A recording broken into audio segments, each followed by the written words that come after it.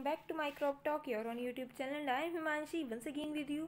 और आज मैं आपके साथ डिस्कस करने वाली हूँ कि जो हीट होती है वो कैसे कंट्रोल करती है माइक्रो ऑर्गेनिज्म की ग्रोथ को। ओके, तो इसमें हम देखेंगे कि ड्राई हीट और मॉइस्ट हीट के बारे में। ठीक है, बेसिकली हम एप्लीकेशन जानेंगे कैसी क्या होती है उनकी, और कुछ रिलेटेड टर्म भी हम जानेंगे हीट से रिलेटेड। ठीक है, माइक्रो ऑर्गेनिज्म की जो किलिंग हो रही है हीट से रिलेटेड वो टर्म्स हम जानेंगे इस वीडियो में। तो चलिए वीडियो को शुरू करते हैं। अगर अभी तक आपने इस चैनल को सब्सक्राइब नहीं किया तो इस चैनल को सब्सक्राइब करें, वीडियो को लाइक करें अगर पसंद आए तो, और पसंद ना आए तो डिसलाइक करें, और मुझे कमेंट सेक्शन में बताएं कि ये वीडियो आपको कैसा लगा। तो चलिए वीडियो को शुरू करते हैं। देखिए, सबसे पहले हम जानेंगे व्हाट इज़ हीट, यानी कि हीट क्या है। हीट क्या है? एक तरीके की एनर्जी है। क्या है? एक तरीके की एनर्जी है जो ट्रांसफ़र हो रही है किसी भी सिस्टम्स के बीच में या ऑब्जेक्ट्स के बीच में। ठीक है, इनकी दो चीज़ें हैं हमारे पास, उनके बीच में जो ट्रांसफ़र हो रहा है वो क्या है? यस, वो हीट है विद डिफरेंट टेम्परेचर, जिसके क्या हो सकते हैं? डिफरेंट टेम्परेचर हो सकते हैं। कोई बहुत ज़्यादा हाई टेम्परेचर हो सकता है, कोई बहुत ज़्यादा लो टेम्परेचर हो सकता है। जो हीट होती है वो मोस्ट वाइडली यूज मेथड होता है किसी भी माइक्रो ऑर्गेनिज्म की ग्रोथ को कंट्रोल करने के लिए या फिर उसको डिस्ट्रॉय करने के लिए। और ये जो हीट होती है इसके टू फिजिकल स्टेट्स होते हैं। ठीक है, जिससे वो क्या कर सके? अप्लाई हो सके माइक्रोबियल ग्रोथ को कंट्रोल करने के लिए। तो पहला टाइप क्या है? मॉइस्ट हीट, एंड दूसरा टाइप है ड्राई हीट।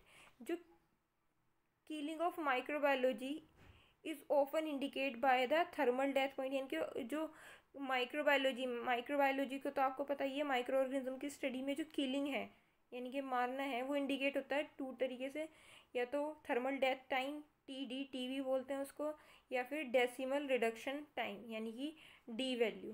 ओके, जिसके बारे में हम यहाँ पर जानेंगे क्योंकि ये बहुत ही इंपॉर्टेंट टर्म्स हैं। तो TDT क्या होता है?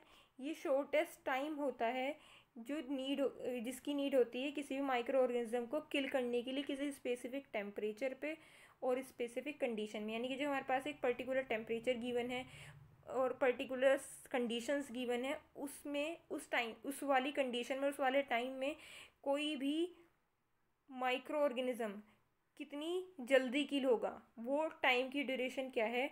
TDT है। नेक्स्ट है D वैल्यू। D वैल्यू क्या है? ये वो टाइम है जो 90% माइक्रो ऑर्गेनिजम्स की ग्रोथ को और उनके स्पोर्स को किल करता है। ठीक है, किसी भी स्पेसिफिक टेम्परेचर पे, यानी कि कोई पर्टिकुलर टेम्परेचर यहाँ पर हमें गिवन है, तो उस वाले टेम्परेचर पे माइक्रोब्स के स्पोर्स, माइक्रो ऑर्गेनिज्म खुद भी 90% जब किल हो जाते हैं उसे हम क्या कहते हैं? D वैल्यू कहते हैं। एक और इससे रिलेटेड टर्म आती है जो कि है F वैल्यू। ये क्या है? ये टाइम इन मिनट है जिसपे कोई स्पेसिफिक टेम्परेचर पे, जैसे कि यूजुअली होता है यूज़ क्या, 121 डिग्री सेंटीग्रेड या फिर हम कह सकते हैं 250 फ़ारेनहाइट रिक्वायर होता है किल करने के लिए किसी भी माइक्रो ऑर्गेनिज्म की सेल को या फिर किसी भी स्पोर को। ठीक है, माइक्रो ऑर्गेनिज्म तो कोई भी पॉपुलेशन जो हमें गिवन है उसको किल करने के लिए जो भी स्पेसिफिक टेम्परेचर यूज़ हो रहा है किसी भी स्पेसिफिक टाइम भी किस में गिवन है? मिनट में। ठीक है, वो क्या है? हमारी F वैल्यू। तो आई होप कि ये तीन जो टर्म है आपको अच्छे से क्लियर हो गई होंगी। तो आगे बढ़ते हैं। Moist heat. मॉइस्ट हीट क्या है? जो मॉइस्चर होता है वो इम्प्रूव करता है हीट पेनिट्रेशन को। ठीक है, अब मॉइस्चर क्या होगा? मॉइस्चर मतलब आर्द्रता हिंदी में जिसको हम बोल सकते हैं। ठीक है, आपने हम सभी इंडियंस हैं तो हम सभी ने रोटी तो खाई ही होगी। ठीक है, रोटी हमारे यहाँ का एक नॉर्मल फूड है। ओके, तो आपने देखा होगा कि जब हम फुल्का बनाते हैं, इनकी फूली हुई रोटी बनाते हैं जो पूरी अच्छे से फूली हुई होती है, तो जब उसको तोड़ते हैं तो उसमें से एक हीट बाहर निकलती है ना हीट, और उससे जो हमारा हाथ जलता है वो क्या होता है? बहुत ही ज़्यादा हॉरेबल, बहुत ज़्यादा भयानक जलता है। तो ये जो हीट निकलती है वो कैसी होती है? मॉइस्ट हीट होती है। कैसी होती है? मॉइस्ट हीट होती है, जो कि खतरनाक होती है ड्राई हीट से भी ज़्यादा। ये जो मॉइस्ट हीट होती है, ठीक है, ये क्या करती है?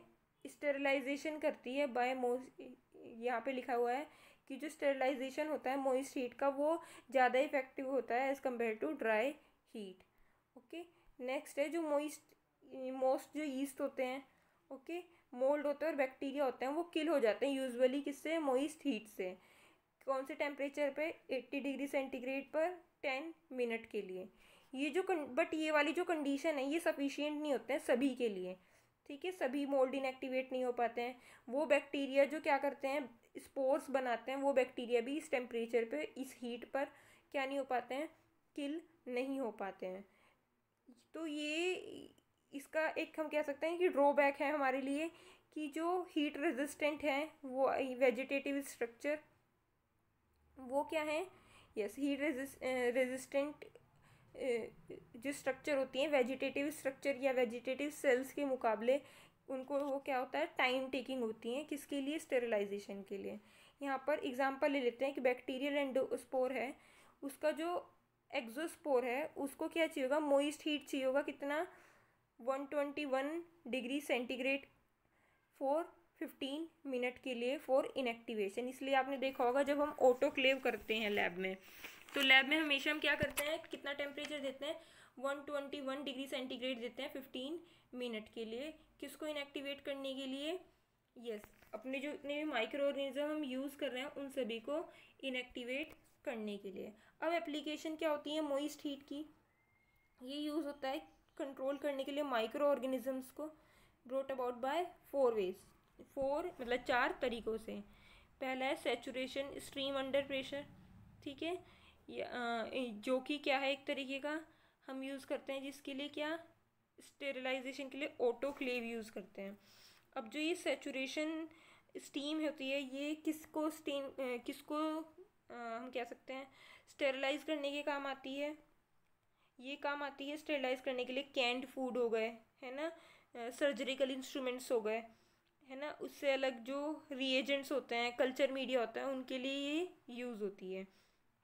अब इसकी अगर मैं लिमिटेशंस की बात करूँ यहाँ पर, तो इसकी जो लिमिटेशंस है वो है कि ये अनरिलायबल होती है स्टेरिलाइजिंग सब्सटेंस, जो कैसे होते हैं, इम्पेनिट्रेबल होते हैं स्टीम्स के लिए, यानी कि वो चीज़ें जो स्टीम जिनको क्या नहीं कर पा रही है, पेनिट्रेट नहीं कर पा रही है।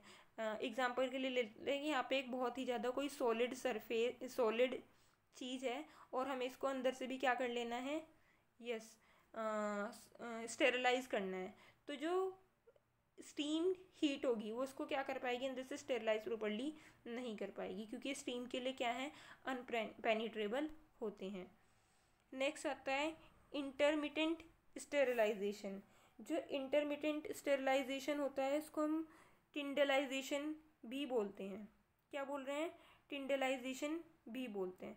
टिंडलाइजेशन में का मेथड किसने दिया था, जॉन टिंडल ने दिया था, इसलिए इस प्रोसेस को हम क्या बोलते हैं, टिंडलाइजेशन कहते हैं। ये भी बॉइलिंग से काफ़ी रिलेटेड होता है कि हम बार बार बॉईल करते हैं, और ये भी मीडिया वगैरह को ही स्टेरिलाइज करने के काम आता है। नेक्स्ट है बॉइलिंग एंड पास्चराइजेशन। बॉइलिंग जो होता है मोस्टली किसका करते हैं हम, ड्रिंकिंग वाटर का करते हैं। बॉइलिंग किसकी करते हैं हम, ड्रिंकिंग वाटर की करते हैं। और इसकी जो लिमिटेशंस हैं वो क्या हैं कि ये भी जो एंडोस्पोरिंग बैक्टीरिया होते हैं, यानी कि एंडोस्पोर फॉर्मिंग बैक्टीरिया होता है, उनको नहीं करता है। नेक्स्ट जो है पास्चराइजेशन मिल्क का होता है, फ्रूट जूसेस का होता है, बियर्स का होता है, और जितने भी बिवरेजेस होते हैं मोस्टली उनका पास्चराइजेशन किया जाता है। और इसकी लिमिटेशन ये है कि जो मोस्टली माइक्रो ऑर्गेनिज्म होते हैं वो इसमें सर्वाइव कर जाते हैं, बस क्योंकि पास्चराइजेशन के प्रोसेस में क्या करते हैं, माइक्रो ऑर्गेनिज्म को इनएक्टिवेट करते हैं। आगे बढ़ते हैं, यहाँ पर मैंने कुछ इंस्ट्रूमेंट्स लगाए हुए हैं। ये ऑटोक्लेव है जो कि लैब्स में यूज़ होता है मॉइस्ट हीट के लिए, और यहाँ पर मैंने पास्चराइजेशन दिखाया हुआ है। नेक्स्ट है ड्राई हीट और हॉट एयर। जो ड्राई हीट होती है वो माइक्रोबिसाइडियल होती है। माइक्रोबिसाइडियल मतलब माइक्रोब्स को किल करने वाली, ठीक है, किसी भी स्पेसिफिक टाइम में और टेम्परेचर में। ये क्या होती है, एक्सट्रीम ऑक्सीडाइजिंग कंडीशन होती है। क्या, high intensity are produced by dry heat. जो ड्राई हीट होती है वो क्या करेगी, ऑक्सीडाइजिंग कंडीशन देगी किसको, जो भी हम किल करना चाहते हैं उसको, ठीक है, और जो कि किल कर देगी किसको, माइक्रोब्स को। अदर एक्शन जो होते हैं ड्राई हीट का वो क्या है, डिहाइड्रेशन ऑफ सेल्स को डिहाइड्रेशन करता है, कोएगुलेट करता है प्रोटीन्स को, और कंब्यूशन ऑफ एशेज को कंब्यूसनेट करता है। जो लैब्स में ड्राई हीट के लिए जो इंस्ट्रूमेंट यूज़ होता है वो होता है हॉट एयर ओवन, या फिर हम डायरेक्ट फ्लेम या जिसको ओपन फ्लेम भी कहते हैं यूज़ करते हैं। ओके, ये नेक्स्ट वीडियो में नेक्स्ट जो यहाँ पर मैं इंस्ट्रूमेंट बनाए हुए हैं ये क्या है, ये है हॉट एयर ओवन। ओके, घर में माइक्रोवेव भी यूज़ करते हैं, वो भी एग्जांपल है एक तरीके से ड्राई हीट का ही।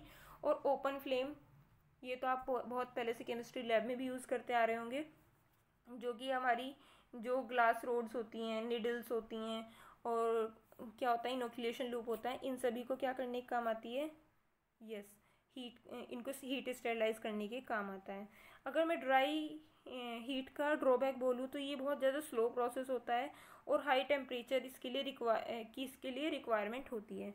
जबकि अगर मैं मोइस्ट हीट की बात करूँ तो वो बहुत ज़्यादा टेम्परेचर पर ना जाकर भी, ठीक है, क्या करती है, क्योंकि स्टीम्स की वजह से क्या होता है एक तरीके का प्रेशर क्रिएट होता है और माइक्रो ऑर्गेनिजम्स की जो जितनी भी सेल्स होती हैं वो क्या हो जाती हैं, किल हो जाती हैं। तो जो इसलिए कहते हैं कि जो मोइस्ट हीट होती है उसमें क्या आता है, मोइस्ट के साथ साथ प्रेशर भी होता है, तो ये ज़्यादा इफ़ेक्टिव होती है as compared to dry heat. तो ये था आज का हमारा वीडियो, आई होप कि आपके लिए हेल्पफुल रहा होगा। अगर ये वीडियो आपके लिए हेल्पफुल रहा है तो मुझे नीचे कमेंट सेक्शन में बताएं।